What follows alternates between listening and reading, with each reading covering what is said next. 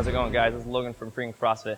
Today we're going to be going over two different movements. We're going to be going on to the log ground to overhead anyway, and then also the viper press. So when Shane sets up onto the bar, he's going to be setting up right in the medium of the deadlift and squat stance. When he grabs that bar, he's going to make sure these handles are turned away from him. So when he grabs those handles, he's going to make sure they're turned away. Shane, I want you to grab the handle.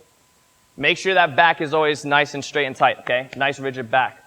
When he deadlifts that bar up, he's going to go directly into a lat position. So when we're going here, I want Shane to be compressing, bringing that hug into him, pinching those shoulder blades back, staying nice and tight the entire time, okay? When he goes, he's going to make sure that there's no shadow between the log and his chest. He's going to come into the front rack position, aggressive hip drive into that front rack. We need to get those elbows nice and high. As we come behind the log, we're going to make sure that head, we're looking straight up, getting those elbows up as high as we can. Now he's going to power jerk, bringing that bar on overhead, making sure he's dip drives and catches. He'll stand tall, and then bringing that log back down to the floor.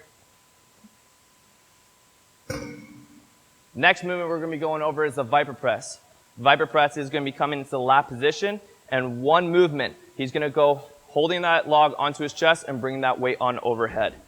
So Shane's going to deadlift that bar, bring it to the lat position, back nice and tight.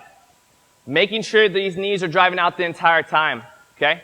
Loading up the hamstrings, compressing that log into him. He's going to do a big hip drive, keeping that log nice and close. Bring it overhead, right back down to lat position of one more repetition.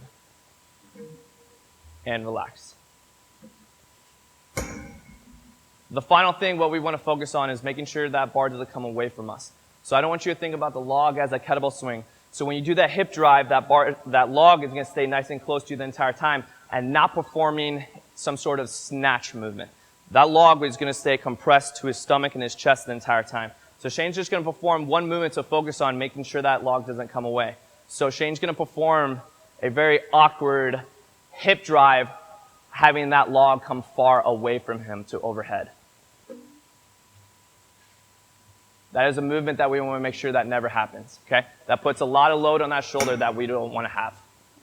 And that's the log to overhead and viper press.